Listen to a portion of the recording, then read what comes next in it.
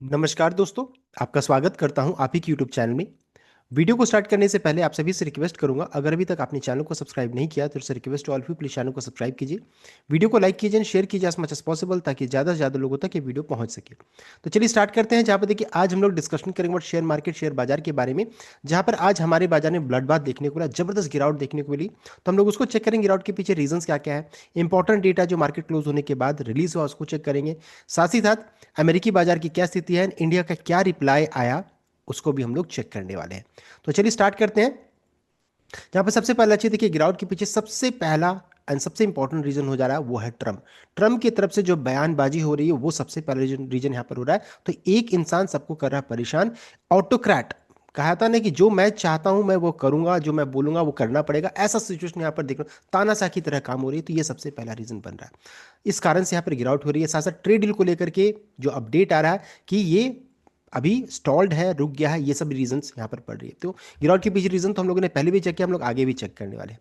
अभी देखिए FI data release हो चुका है। एफआई का चेक करेंगे तो भारी भरकम बिकवाली है, 3769 करोड़ का कैश में बिकवाली देखने को मिला। हालांकि स्टॉक फ्यूचर्स में चेक किया तो 885 करोड़ का खरीदारी हुआ है। इंडेक्स ऑप्शन में 14,543 का देख सकते हैं खरीदारी यहाँ पर हुआ है।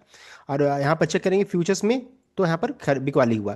यानी कि देखिए आज ही ओवरऑल चेक कीजिएगा तो डेटा नेगेटिव साइड में ही देखने को मिल रहा है। एक अच्छी खरीदारी किसके साथ हुई, किसने किया, तो डीआई ने किया। 5595 करोड़ का यहाँ पर खरीदारी देखने को मिल रहा है। यानी डीआई कंटिन्यूस खरीद रहे हैं एंड एफआई कंटिन्यूस बेच रहे हैं, इस तरह का सिचुएशन है। तो एफआई बेच रहे हैं, वो भी बहुत बड़ा रीजन यहाँ पर बन रहा है, जिस कारण से मार्केट में सेल ऑफ देखने को मिल रहा है। अब आगे बढ़ते हैं। देखिए डेटा आज जो रिलीज हुआ है वो यूएस मार्केट की तरफ से non farm payroll data and unemployment rate data यहाँ पर आया है। यानी कि कितने लोग एम्प्लॉयड हैं फार्मिंग को छोड़ करके, उससे एक्सक्लूड कर दिएगा तो 50K का देखने को मिल रहा है। पिछले बार 56K का था, मार्केट ने अनुमान किया था 66K। यानी कि यहाँ पर ये घट कर आ रहा है, जो कि नेगेटिव साइड में देखने ये डेटा उतना बढ़िया नहीं है मार्केट के लिए। अनएम्प्लॉयमेंट रेट को चेक करेंगे तो 4.40 का है, प्रीवियस 4.50 का था। यानी देखिए ये घट कर आ रहा है, ये चीज़ अच्छा देखने को मिल रहा है। साथ साथ मार्केट ने अनुमान लगाया था 4.50 का, आया कितना 4.40। यानी कि देख सकते हैं ये डेटा, एक डेटा अच्छा है, दूसरा डेटा खराब यहाँ पर देखने को मिल रहा है। तो कह सकते हैं मिला जुला सा यहाँ पर देखने को मिल रहा है। ये हो गया, जो दो इंपॉर्टेंट डेटा था वो आ चुका है। अब ये देखने वाली बात है कि मार्केट जब ओपन होता है उसमें कैसा प्रदर्शन रहता है। अभी के समय अगर चेक करेंगे फ्यूचर्स में तो 71 पॉइंट्स का उछाल देखने को मिल रहा है। 500 में 17.3 देख सकते हैं, यूएस फ्यूचर्स की बात हो रही है। एंड टेक्नोलॉजी शेयर्स में 0.30% का उछाल है। 2000 में 0.39 एंड विक्स में हल्की सी गिरावट देखने को मिला। यानी अमेरिकी बाजार में अभी न बहुत ज़्यादा तेजी है, न बहुत ज़्यादा मंदी है, देख सकते या कह सकते हैं तेजी ही देखने को मिल रही है। हमारे बाजार में तो ब्लड बाथ था, देख सकते हैं 174 पॉइंट्स का गिरावट है। एंड ये यहाँ पर आज जो क्लोजिंग है वो काफ़ी नेगेटिव देखने को मिली है। तो ये हो गया, हम लोगों ने चेक कर लिया अमेरिकी बाजार का अभी करंटली क्या सिचुएशन है। लेकिन सब कुछ डिपेंड करेगा इनका क्लोजिंग आज का कैसा रहता है, वो मैटर करने वाला है। नेक्स्ट है कमोडिटी मार्केट में तो जबरदस्त तूफानी तेजी। सिल्वर में देख सकते हैं 4.5%, 4.36%। एंड गोल्ड में 0.84, कॉपर में 1.54 देख सकते हैं। यानी मेटल्स में तूफानी तेजी देखने को मिल रही है। तो जो अनसर्टनिटी है उसका बेनिफिट किसे मिल रहा है, गोल्ड सिल्वर में, यहाँ पर कॉपर में देखने को मिल रहा है। एंड ध्यान दीजिएगा धीरे धीरे क्रूड में भी तेजी बन रही है, 1.82% का आज तेजी देखने को मिल रहा है। तो देखिए ऑयल मार्केटिंग कंपनीज नहीं, ऑयल एक्सप्लोरेशन कंपनी जैसे ओएनजीसी, हिंद ऑयल एक्सप्लोरेशन, ऐसे स्टॉक्स के लिए ये अच्छी है, अच्छी खबर है। लेकिन हमारे भारतीय बाजार के लिए थोड़ा सा नेगेटिव न्यूज़ है, बिकॉज क्रूड में तेजी फिर से स्टार्ट हो रहा है। तो रीजंस हम लोग यहाँ पकड़ रहे हैं कि धीरे धीरे किस कारण से मार्केट में गिरावट हो रही है। एशिया बाजार को चेक करेंगे तो तूफानी तेजी थी। निक्के में 22 पॉइंट्स, 1.61%। हैंगसेंग में लगभग 0.32% का यहाँ पर उछाल देखने को मिला, देख सकते हैं। तो ग्लोबल सेंटिमेंट अभी के समय में बहुत अच्छा है, लेकिन हमारे मार्केट में तो ब्लड बाथ देखने को मिला है। तो रीजंस हम लोगों को पता है, वो है ट्रंप। साथ साथ अगर चेक करेंगे गिफ्ट निफ्टी फ्यूचर्स का ओपनिंग क्या हो सकता है, तो अभी करंटली चेक करेंगे तो फ्लैट से है, मात्र 12 पॉइंट्स का उछाल है। लेकिन आज का क्लोजिंग देखिए 25,683 का है। तो 25,700 के नीचे में क्लोजिंग हम लोगों ने चेक किया था। अगर उसके नीचे क्लोजिंग होगा तो हम लोग इनडिसिसिव जोन में चले जा रहे हैं, देख सकते हैं इनडिसिसिव जोन हो गया, बस एक छोटा सपोर्ट बन गया। 25,650 के रेंज में सपोर्ट है। अगर वो टूटा तो फिर अच्छी खासी 25,350 250 के रेंज में जाकर के रुकने का चांसेस रहेगा। अब आ जाते हैं गिरावट के पीछे रीजंस क्या क्या है। तो यहाँ पर देखिए सबसे पहला जो अभी भी लेटेस्ट अपडेट आ रहा है कि यूक्रेन रशिया वॉर को लेकर के अपडेट आ रहा है। यहाँ पर देखिए बताया जा रहा है कि 4 लोग, वो देखिए 4 dead in Kyiv after Russia fires Oreshnik hypersonic missile in major attack. तो यहाँ पर यूक्रेन रशिया युद्ध भी चल रहा है साथ ही साथ, जहाँ पर उन्होंने देखिए रशिया ने 36 missiles, 242 drones and 4 civilian kill in Russia mass bombing in Ukraine, NATO border में यहाँ पर देखने को मिल रहा है। अब देखिए यहाँ पर क्या है कि यूएस जो रहता है रशिया के ऊपर दबाव डाल रहा है ताकि युद्ध रुक जाए, और इधर जो रहता है रशिया जो रहता है यूक्रेन पे हमला करके ये साबित करने की कोशिश करे कि मैं आपके सामने या फिर यूएस के सामने झुकने वाला नहीं हूँ, साथ ही साथ आप जितना सैंक्शन लगाएंगे उतना मैं यहाँ पर प्रॉब्लम क्रिएट करूंगा। तो ये अभी तनातनी वाली बात हो गई है, एक दूसरे के ऊपर आमने सामने खड़े हो गए। अब देखिए बीच में अपडेट ये भी आया था कि समुद्र में जो रहता है शिप जो रहता है, शिप को दोनों आमने सामने आ गए थे, यूएस और रशिया का शिप्स। तो ये सभी चीज़ यहाँ पर देखने को मिल रही है। तो ग्लोबल अनसर्टेनिटी बढ़ता चला जा रहा है। साथ साथ ये भी, अब तो पहला रीजन हम लोगों ने चेक कर लिया रशिया यूक्रेन युद्ध को लेकर के, साथ ही साथ एक अपडेट आया था ड्यूरिंग मार्केट आवर में कि इंडिया यूएस ट्रेड डील को रोक दिया गया, stalled as Modi did not call Trump claim US commerce secretary. तो चूंकि प्राइम मिनिस्टर मोदी ने कॉल नहीं किया ट्रम्प को, ये भी इस रीजन बन रहा है कि यहाँ पर अब क्या था कि ट्रेड डील नेगोशिएशन चल रहा था, अब क्या करना था, प्राइम मिनिस्टर मोदी को कॉल करके कंक्लूड करना था, लेकिन ऐसा हुआ नहीं, जिस कारण से वो इस ट्रेड डील को उन्होंने स्टॉल कर दिया गया है।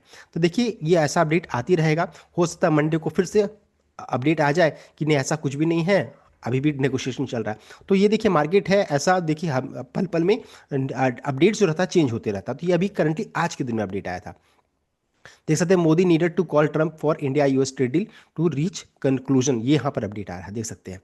तो इस अपडेट के कारण ड्यूरिंग मार्केट में पैनिक सेलिंग आज के दिन में देखने को मिली कि ट्रेड डील खत्म, रुक गया, ऐसा अपडेट यहाँ पर आया। तो ऐसा हुआ भी है। अब ये भी साथ साथ में डर सताने लगा है कि 500% टैरिफ लग सकता है। अगर ट्रेड डील नहीं हुआ 500% टैरिफ लगेगा तो बहुत दिक्कत की बात हो जाएगी। तो tariff on India for Russia oil trade gets Trump nod, तो जो भी रशियन ऑयल खरीद रहे हैं वैसे सभी कंट्रीज पे 500% टैरिफ लगेगा, 500%, जैसे कि चाइना में, इंडिया, ब्राज़ील, ऐसे सभी कंट्रीज में लगेगा। तो हम लोगों में तो 500% टैरिफ लगने की चांसेस बन रहा है, बिकॉज अभी भी हम माना जा रहा है कि हम लोगों ने खत्म नहीं किया लेकिन फिर भी खरीद रहे हैं, ऐसा अपडेट आ रहा है। शासित अभी अभी जो बयान आ रहा है मिनिस्टर्स की तरफ से वो भी थोड़ा सा नेगेटिव साइड में देखने को मिल रही है। तो ये चीज़ है कि अब ट्रंप नहीं चाहते हैं कि कोई भी रशिया से कोई ऑयल खरीदे, ये रीज़न है। हालांकि उनका कहना है कि रशिया से ऑयल नहीं खरीदने के पीछे रीज़न उन्होंने अलग दिया है, माजरा यहाँ पर कुछ अलग है। उनका कहना है कि रशिया से ऑयल अगर आप नहीं खरीदेंगे तो आप जो रहता है, अगर आप खरीदते हैं इसका मतलब क्या है कि आप वॉर को, यहाँ पर वॉर को सपोर्ट कर रहे हैं, यूक्रेन पर जो हमला हो रहा है उसको आप सपोर्ट कर रहे हैं, आप पैसा दे रहे हैं। तो ये रीज़न उन्होंने अपना दिया है जो कि सरासर गलत है, ऐसा कुछ नहीं है। साथ ही साथ एक और अपडेट आ रहा है कि ग्रीनलैंड, ईरान, कोलंबिया, इस सभी जगह पे अटैक हो सकता है। कौन कर सकता है, तो डोनाल्ड ट्रंप कर सकते हैं, देख सकते हैं बॉम्बिंग रडार नाम यहाँ पर लिखा हुआ है। साथ ही साथ ये भी अपडेट आ रहा है कि more protest erupt in Iran as supreme leader accuses crowd of trying to please Trump, तो ईरान को खुश करने की कोशिश कर रहे हैं ईरानियन। तो यहाँ पर ये अपडेट आ रहा है कि ईरान जो रहता, ईरान पे कभी भी हमला हो सकता है ट्रम्प की तरफ से, बिकॉज ये भी ऑयल प्रोड्यूसिंग कंट्री है। तो ये सभी रीजंस है, ग्लोबल अनसर्टेनिटी है। अब यूएस जो रहता है कुछ भी कर सकता है, ऑटोक्रेट है। अभी हम लोगों ने चेक किया था कि वेनेजुएला में अटैक हुआ, कब्जा कर लिया, अब ईरान की बात हो रही है, ग्रीनलैंड की बात हो रही है, कोलंबिया की बात हो रही है, कुछ भी पॉसिबल है यहाँ पर। साथ साथ अगर ऐसा हुआ तो चाइना जो रहता हो सकता है ताइवान पे कब्जा कर ले, रशिया जो रहता है यूक्रेन पे कब्जा कर ले। तो देखिए ये सिचुएशन अभी यहाँ पर देखने को मिल रहा है, 3-4 लीडर मिल करके पूरी दुनिया को जो रहता है इस तरीके से परेशान, सभी लोगों को परेशान यहाँ पर कर रहे हैं। अब देखिए सबसे इंपॉर्टेंट बात यहाँ पर अगर चेक करेंगे कि वर्ल्ड लार्जेस्ट ऑयल प्रोड्यूसर में चेक करेंगे जो कि 2024 का यहाँ पर है डेटा यहाँ पर बताया जा रहा है। United states 22.7% share of total 22% का है। सऊदी अरेबिया 10.7%, 10% देख सकते हैं। रशिया 10.5, तो तीसरा नंबर पे रशिया है। अब ये है कि रशिया, अगर रशिया से ये चाहते हैं कि ये कंट्री से कोई तेल ना खरीदे, किससे खरीदे फिर, तो यूनाइटेड स्टेट्स से। यूनाइटेड स्टेट्स से बस ये चाहते हैं कि मेरे से ही सब कुछ हो, ताकि यहाँ से पैसा जनरेट हो, ये रिच हो, ऐसा अपडेट आ रहा है। सऊदी अरेबिया के बारे में तो अभी ऐसा कुछ अभी स्टेटमेंट यहाँ पर ऐसा नहीं है, लेकिन रशिया को लेकर के काफ़ी अभी नेगेटिव सेंटीमेंट है। ईरान पे कभी भी अटैक हो सकता है। तो देखिए जितने भी ऑयल प्रोड्यूसिंग कंट्री हैं जहाँ पर ज़्यादा होता है, जैसे चाइना को लेकर के भी नेगेटिव है, देख सकते हैं। इराक तो ऑलरेडी खत्म हो चुका है, ब्राज़ील पे टैक्स लगने की बात हो रही है। अब इंडिया इसमें बच गया है। इंडिया जो रहता है वो चाहते हैं कि इंडिया चूंकि अच्छा खासा कंज्यूम करता है, तो इंडिया जो रहता है इनके पास आ जाए, यहाँ पर आ जाए। और साथ ही साथ ये भी है कि वेनेजुएला पे कब्जा कर लिए। वेनेजुएला से देखिए यहाँ पर वेनेजुएला का नाम यहाँ पर नहीं है, लेकिन वेनेजुएला को माना जाता है कि यहाँ पर सबसे ज़्यादा इनके पास रिसोर्सेस हैं, यहाँ पर सबसे ज़्यादा प्रोडक्शन इन नियर टर्म्स में हो सकता है, और ऐसा हुआ तो इनके पास और बढ़ जाएगा। तो इस कारण से ये चाहते हैं कि इंडिया या अदर कंट्रीज जो रहता है सिर्फ यूएस से तेल खरीदे। भले वो बोल रहे हैं कि यूक्रेन युद्ध की बात कर रहे हैं कि रशिया इस कारण से रशिया को, लेकिन मेन माजरा क्या है कि क्रूड को सपोर्ट करना चाहते हैं, क्रूड सबको इनसे खरीदे, तेल इनसे खरीदे, ये सबसे पहला रीजन यहाँ पर बन रहा है। तो युद्ध किस चीज़ की है?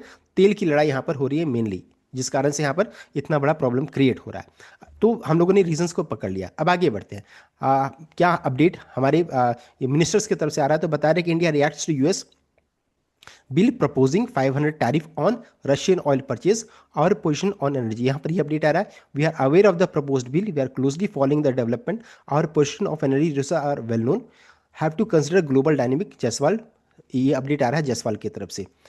इसको मेनली चलिए हम लोग डिटेल वे में जरा चेक कर लेते हैं क्या एक्चुअल अपडेट है। तो यहाँ पे देखिए बताया जा रहा है कि India and Russia have long standing ties. इनका कहना है, इंडिया का कहना है कि हम लोगों का बहुत ही जो रिलेशनशिप है बहुत ही लंबे समय से हम लोगों के पास है, हम लोगों ने निभाया है, particularly in defence and energy, while India remains one of the big largest buyer of sea borne Russian oil. तो इंडिया जो रहता है सबसे ज़्यादा तेल किससे खरीदती है? तो रशियन ऑयल, रशिया से खरीदती है।